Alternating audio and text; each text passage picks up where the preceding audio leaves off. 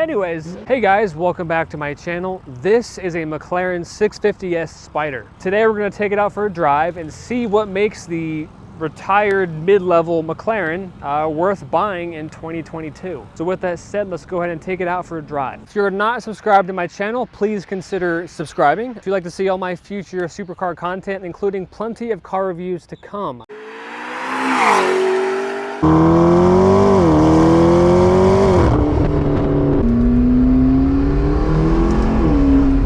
641 brake horsepower, about 25 more than the 12C. But a bigger improvement is the torque. 500 foot-pounds of torque. That is more noticeable than the 12C. The horsepower, you're not really going to notice much of a difference. Top speed, 207 miles an hour. 7-speed, dual-clutch transmission. Super quick, super smooth. 650S, for those who don't know, is more of a sort of evolution of the 12C, which came before it. It's not really like a whole new car. Think of it as like an MP4 12C Plus. McLaren claimed that 25% of the parts brand new, and as you can see, styling wise, it looks pretty similar, really from the back and the side. The front fascia, of course, has changed and much more aggressive, although I feel like I prefer the simplistic look of the 12C. The interior is pretty much the same. I mean, some more stitching, I think a better stereo, and obviously a better iris system, the software system that McLaren uses. First, because it's a McLaren, you get a carbon fiber tub, monocoque, whatever you want to call it. And so because of that, means the car is incredibly strong, incredibly rigid. So because of the carbon tub, this being a convertible hasn't compromised it at all. Usually in convertibles, they have to make everything a little bit stronger, more supportive to keep the car rigid because there's no roof. But with this, because of the carbon tub, it's so strong that it is no less rigid than the coupe. Just as capable, just as fast, and that is the brilliance behind the McLaren.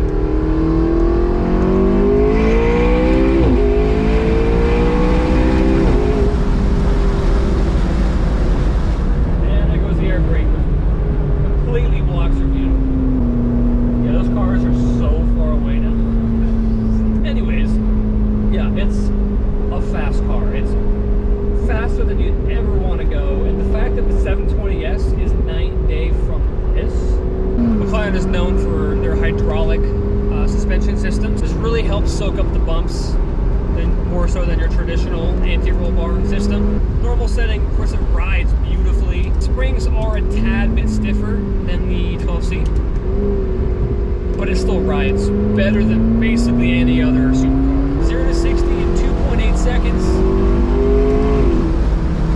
But even crazier, 0 to 100 in 5.7 seconds. That is dizzyingly quick. Quarter mile in 10.5 seconds. It is eye-openingly quick. Like it's, of course, there is some turbo lag. Not as bad as in the 12C, but I find it kind of fun. The sensation of, you know, what's going to happen next, you know? Kind of living on the edge. Are you sleeping? No. Is this not exciting enough for you? It is. The sun made me like need to close my eyes, and then needing to close my eyes made me sleepy. It's nothing like sleeping with a McLaren V8 behind your head. Oh. There we go. There we go. Wake me up. Wake me up. These brakes, carbon ceramic, plenty of pedal feel. You really nailed the brakes. The torque is delivered much lower down than in the 12C. Really, anything over 3,000 RPM, it really starts to pull. On the 12C, it kind of took a little bit longer to build up. It's a little more instantaneous in the 650S.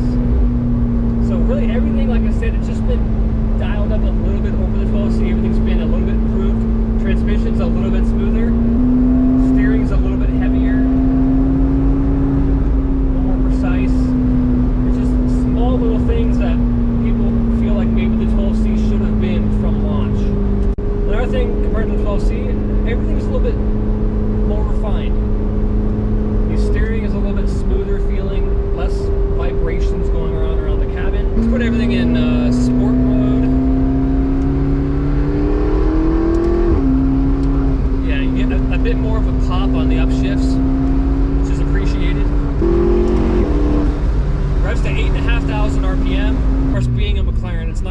have the sound of a Ferrari or even like a Lamborghini. It still sounds good. It sounds like a nice deep V8. But it's no 458. However, in virtually every other category, this destroys a 458. It embarrasses a 458. In terms of just outright performance,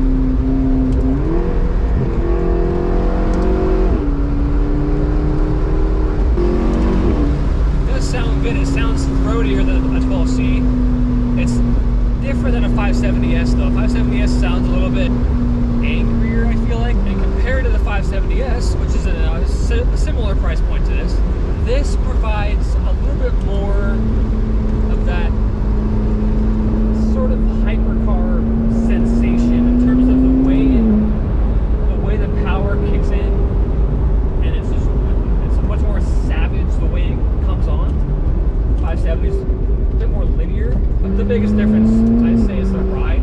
570 still rides beautifully, but it rides more like a traditional sports car because it has your traditional anti-roll bars, and it's a different setup, and so it feels more like a sports car, I suppose, like I guess like a super sports car.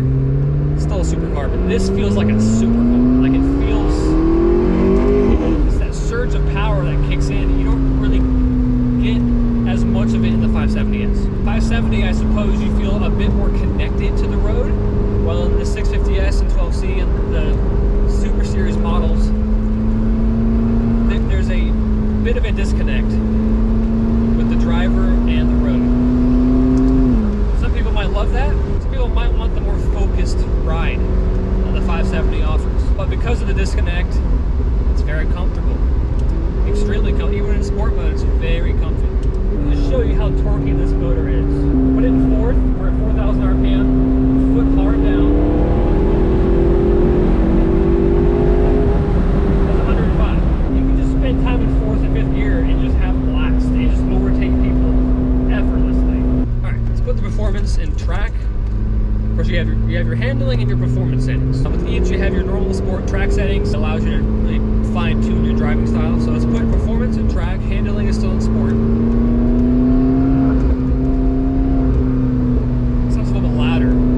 It's also gurgling. It's gurgling a little bit more. One thing I will say, the steering feel, I prefer the steering in this car over the modern Ferraris. The steering is a little bit slower compared to Ferrari and Lamborghini. Like with the Huracan Evo, the steering is so mind-bendingly, like, video game-esque quick. Like it's telepathic. It's still great in this car, but it's a little bit slower and heavier, which I prefer. It's not as stressful when you're going into a corner. The downshifts are a lot bigger now. Yeah, let's do a pull from 5, second gear.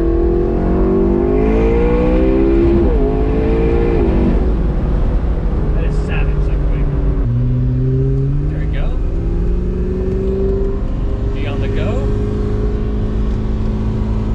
So I'll give you a little secret. If you ever find yourself in a 650S Spider, put the roof up and the windows up, but keep the back window open. That is when it sounds its best. Let's see.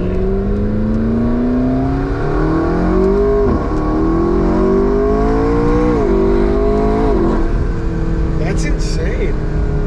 It's a lot louder. That's nuts. It just funnels in the noise. Do that, so it sounds a lot better. You can hear the turbos a little more. It sounds way more aggressive with it down. The interior is very well laid out, I think, in the McLarens. I think I like this central tunnel here, carbon. Seats are comfy. It's not as spacious as a Ferrari. It's a 458, but it's definitely more spacious than a Huracan. Very easy to place this car because you're sitting over the front nose, basically. View out is amazing. I wouldn't say it provides you with the confidence that you get in, like, say, a Huracan, because Huracan's all-wheel drive. But this being rear-wheel drive and with that turbo lag, it's just, it can be a little eye-opening if you're not ready. You gotta be careful with McLarens. They can be a bit of a handful if you're not careful. You know, reliability can be hit or miss for some people. I mean, I've had multiple friends that have owned McLarens and they had no issues at all. But I think at the price point this car is at, it's worth a look, I would say. But compared to a 458, if you're looking for performance, yeah, just get this. Thank you guys so much for watching. If you liked the video, give it a thumbs up, subscribe to my channel down below, and I will see you guys in the next one.